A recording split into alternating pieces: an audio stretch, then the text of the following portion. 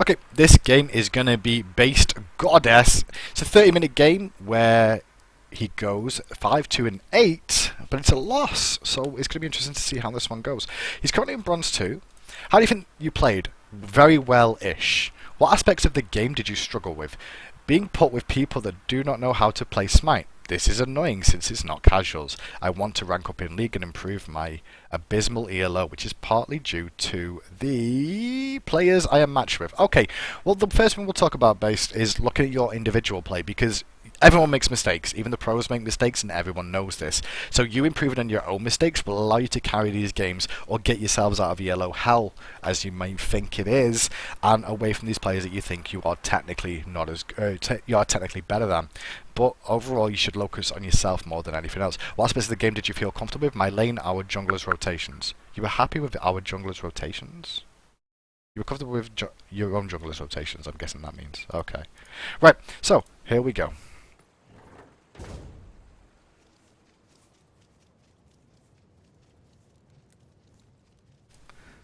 So, start again, we're going to go for the boots. Boots gives you the mobility. You're going to be in lane against... I'm just looking over here. Is it a Chronos? It looks like a Chronos. The mobility is not necessarily the worst thing in the world to have in this lane, just because he'll be quite mobile. You could have gone for Tiny Trinket, would have given you a little bit more sustain in the lane, because the Tiny Trinket will give you some extra lifesteal at the start. Start this game, you're playing very, very safe at this buff. Now, standing here, exactly where you are right now, he's not giving you any vision of the game whatsoever, and they could be invading on you. Instead, you're going to have a jump party with your jungler, and this could actually get you ganked at the start of the game if they chose to go aggressive. They could look to try and steal this one away. Now, you're going to be using Hog overall. Hog's not too bad for helping you clear the wave at the start. Here's a prime example. Prime example of what you're missing right now. Thor just walked all the way up and threw a ward here, so they know where you are. I don't know if you saw that ward get placed. You may have done so with the ping.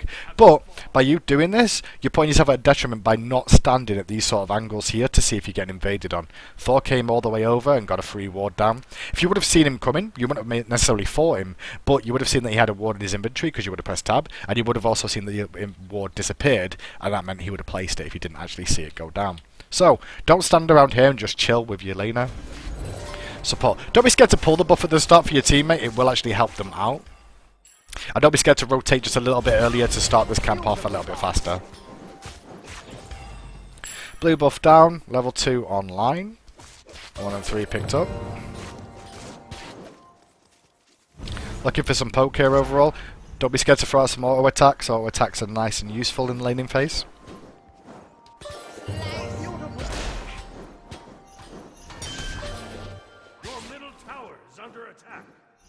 Good attempts at poke. I know you missed them, but you were leading them in the right direction. Oops, I misclicked there. Don't want to do that. We'll just slow it down a little bit. Speed it up again. Try doing, when you're in these waves as well, use 3 then 1 to clear the wave, not 1 then 3. The reason you use 3-1 is the cooldown of the 3 into 1 is shorter than the 1 into 3. Watch it when you go into your next games as Chang'e. If you 1 then 3, it takes a lot longer than 3 then 1ing. So it means you can actually push the lane a little bit harder, and at the same time, you know, is a lot quicker to get the combo off. It also, when you actually get into a fight situation, try and do that as well, because it will help you out in terms of killing people a little bit quicker than having to wait for the other cooldown to come up. Now you got Hog back available again. The question is, are you going to use it this way? Both junglers have stayed a little bit longer than normally we'd see, it seems. But they're going to soak an extra wave of experience. Now, I hope they're going to leave it sometime this week. Alright, it looks like the jungler's left. This is good. Thor's still hanging around, talking. Now you're in a 2v1 scenario, which is good because it means that... Oh, never mind. He's going to leave. So, you don't need to use the Hog yet, which is fine. Get those auto attack pokes off as much as possible.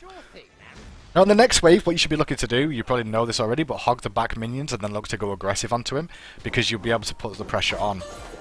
You actually just hog the back minions there, and just stud, you could zone him out from the experience, and he's pushed under tower again. For the most part though, I like the fact you just back up and you're not going overly aggressive in this lane when there's no minions to farm. This is a good decision. Good auto attack poke and then backing away again after a couple of attacks, this is fine.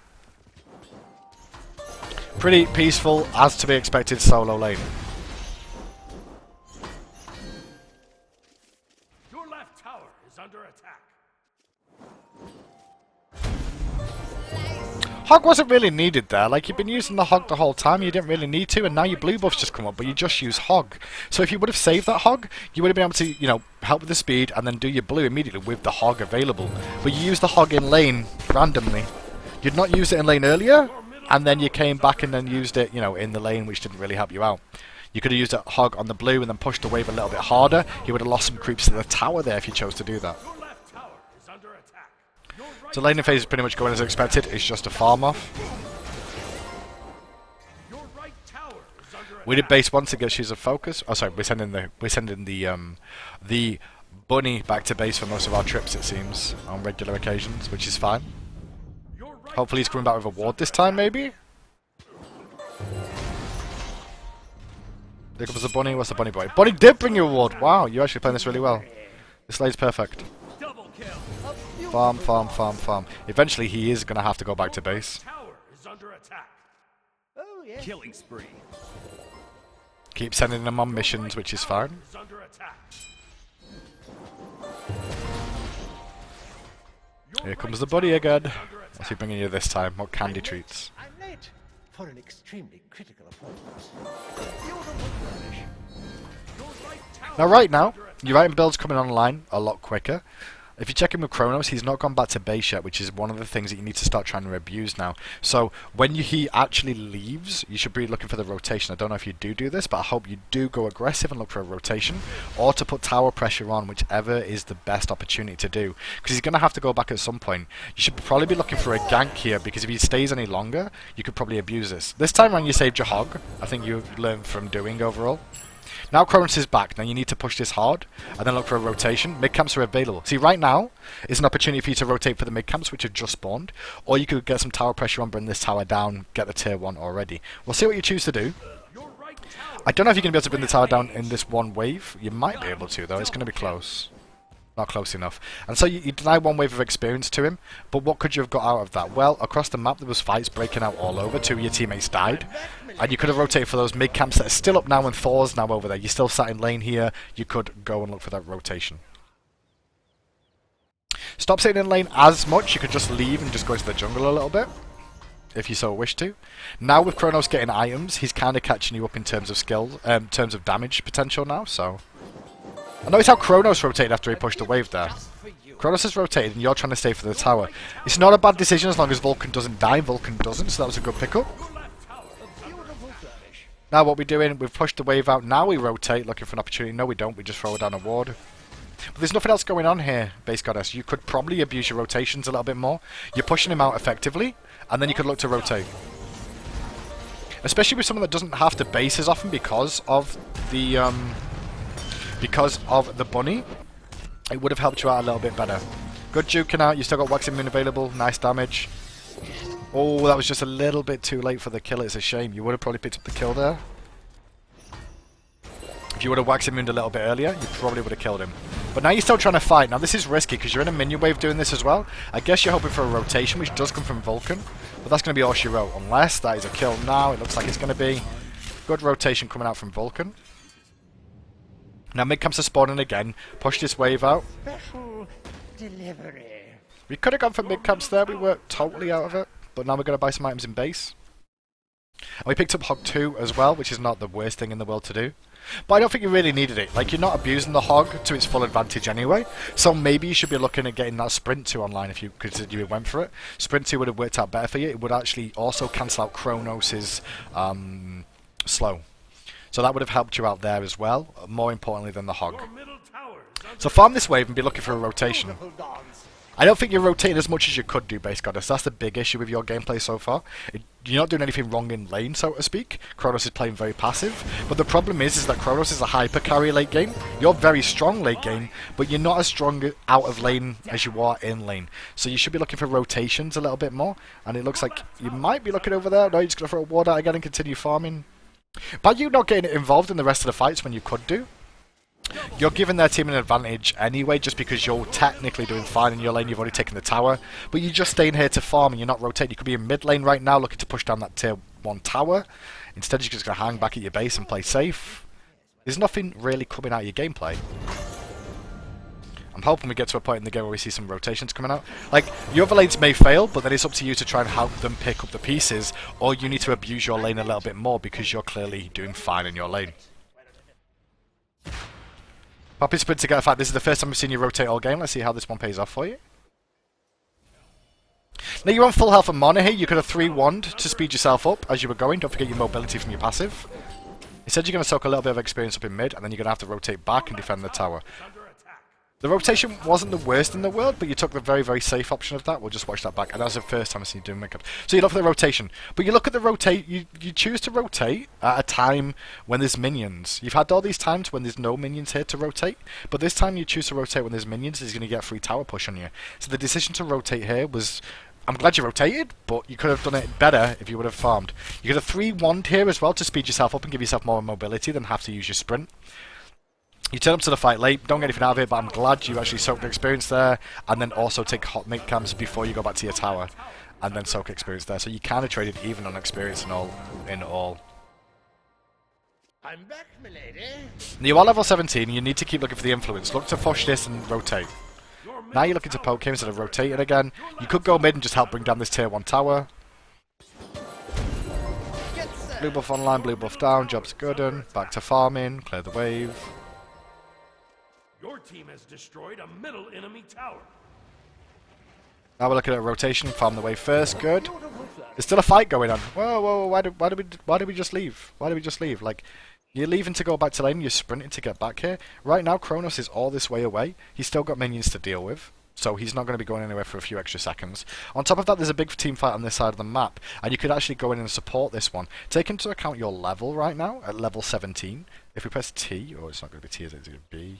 No, P, no, there we go, V.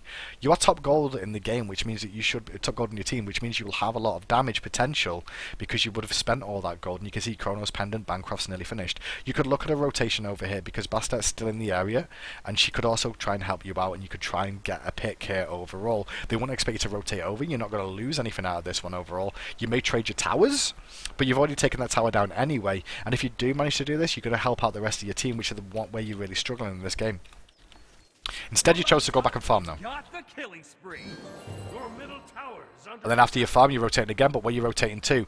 It looks like if you rotate all the way over, I'll be very upset with you, because like you shouldn't be rotating all the way over now. You should have done that before. Mid tower goes down. right tower is You draw away some attention from yourself.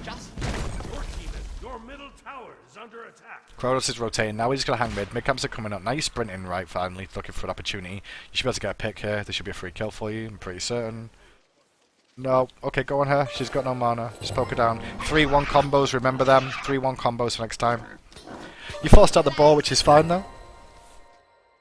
You got ball for free and you've not even lost anything in lane. Good rotation. Could have been done earlier, though, when that fight was still breaking out. I'm back to lane in time to clear the wave out before he does anything. Beautiful dog. Now there's a fight breaking out. Let's see where you go. Good waxing moon. That's a free pick kill. Oh. Didn't thought you had more damage than you did. Didn't really need to use your 2 there, but it's okay, you'll live for now. Focus on clearing the minions, good.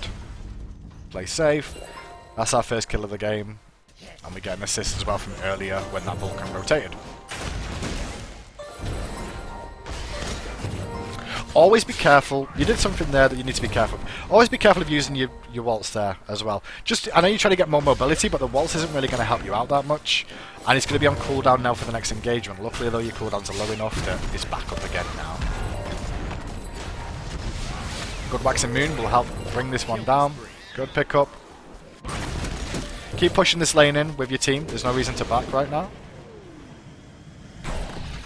Why are we disengaging? Why are we disengaging?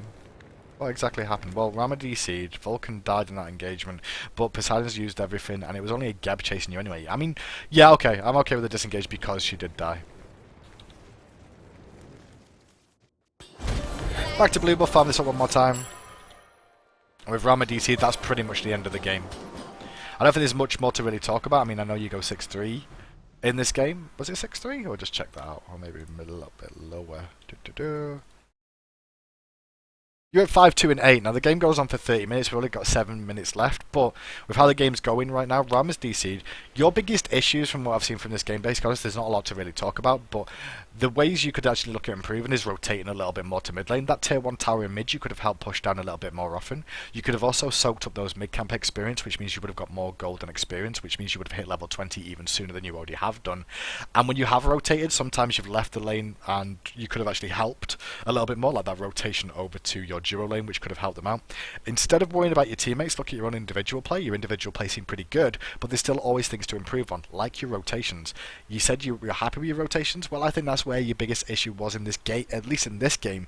Maybe in other games you are rotating more. But good luck in your future games, and if you keep playing the way you do, then eventually you will get yourself out of the division you're in that you're not happy with.